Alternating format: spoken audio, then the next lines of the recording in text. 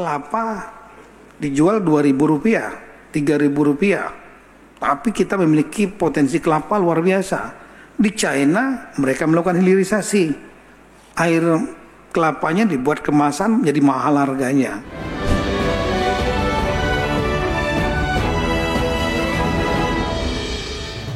Menteri Dalam Negeri Tito Karnavian mengungkapkan untuk keluar dari negara middle income trap, Indonesia harus melakukan industrialisasi. Tito menyebut industrialisasi bukan hanya dalam bidang teknologi manufaktur saja, namun juga harus diperluas ke sektor pertanian, perkebunan, perikanan yang tidak banyak dimiliki negara lain.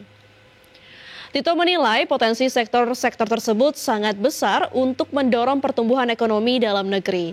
Tito mengakui Indonesia masih lamban menjalankan hilirisasi.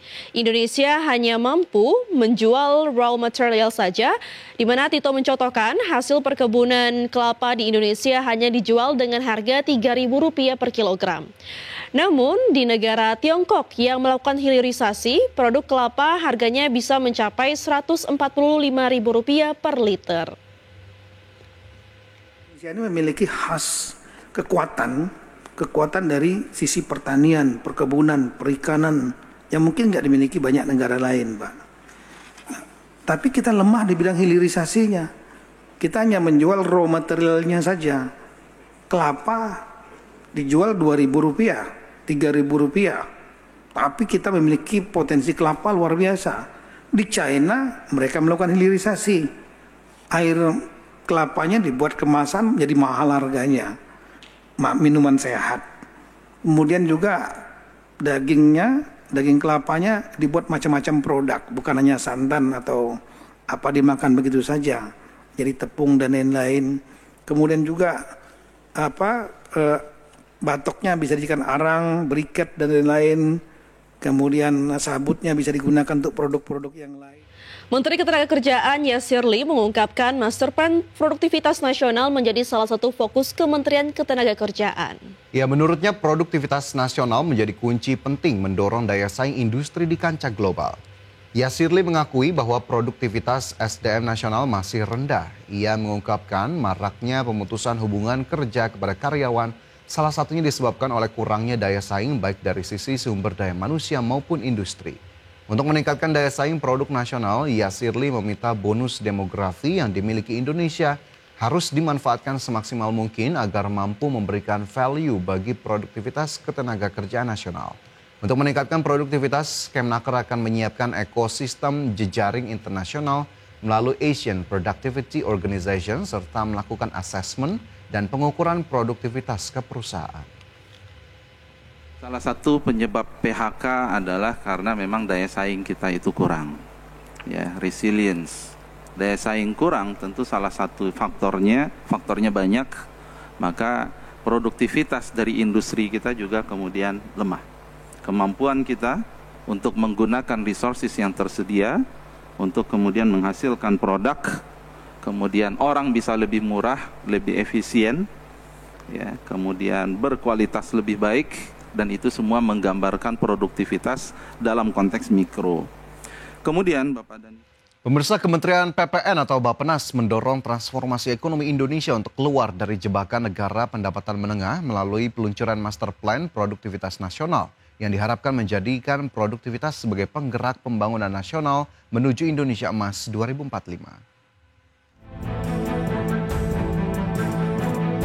Kementerian PPN Bappenas terus berkomitmen mendorong transformasi ekonomi Indonesia untuk keluar dari jebakan pendapatan menengah atau middle income trap dan mampu bersaing di pasar global melalui peluncuran Master Plan Produktivitas Nasional.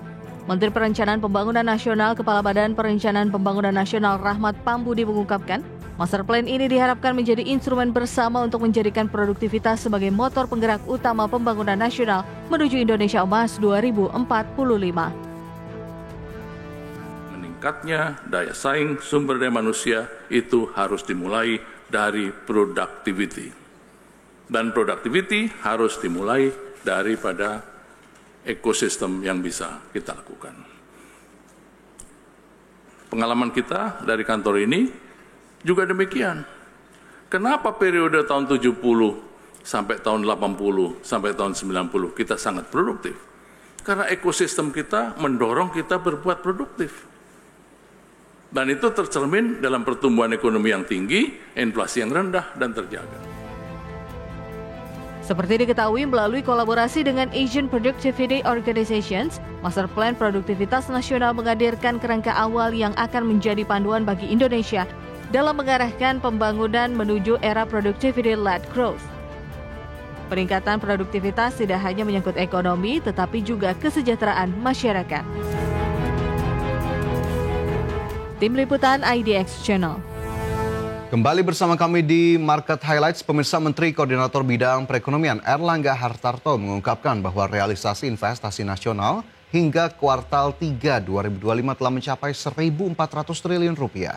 Ya, Erlangga menekankan capaian ini menjadi bukti kuatnya daya tarik Indonesia di mata investor di tengah situasi global yang masih penuh ketidakpastian. Menteri Koordinator Bidang Perekonomian Erlangga Hartarto mengungkapkan bahwa realisasi investasi nasional hingga kuartal 3 2025 telah mencapai 1.400 triliun rupiah. Capaian ini sudah setara 73,68% dari target investasi tahun ini sebesar 1.900 triliun rupiah.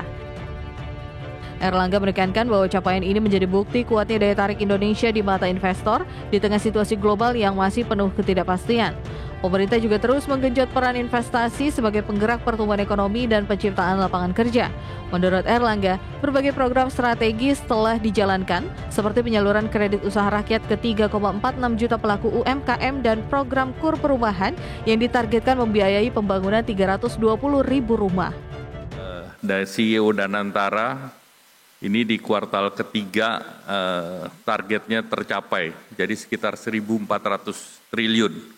Dari target kita di akhir tahun ini, Pak Basuki, 1.900 triliun. Kenapa investasi penting? Karena salah satu komponen daripada pertumbuhan ekonomi adalah investasi, dan investasi juga terkait langsung dengan lapangan pekerjaan. Cadangan devisa kita juga baik. Tak hanya itu, deregulasi perizinan usaha juga telah dilakukan melalui regulasi baru yang mulai berlaku 5 Oktober 2025 yang mewajibkan semua instansi menerbitkan izin usaha maksimal dalam 20 hari kerja. Jika izin tidak terbit dalam waktu tersebut, maka otomatis dinyatakan keluar. Tim Liputan IDX Channel. Menteri Keuangan Purbaya Sadewa melakukan sidak ke kantor Bea dan Cukai dan Layanan Imigrasi Bandara Soekarno-Hatta, Tangerang, Banten pada Senin kemarin. Dikutip dari akun TikTok pribadinya, Purbaya Sadewa atau Menteri Keuangan terlihat didampingi Kepala Kantor Bea Cukai Soekarno-Hatta Sugeng Wibowo serta Kepala Kantor Imigrasi Bandara Soekarno-Hatta Galih Priya Kartika Perdana. Dalam kunjungannya, Purbaya meminta Bea Cukai Bandara Soekarno-Hatta dapat terus mengoptimalkan pelayanan kepada masyarakat dan memperkuat peran strategis dalam mendukung kelancaran arus barang dan daya saing ekonomi nasional. Kunjungan ke Bea dan Cukai Bandara Soekarno-Hatta ini juga menegaskan fokus pemerintah pada perlindungan perbatasan dan efisiensi logistik sebagai penunjang daya saing global.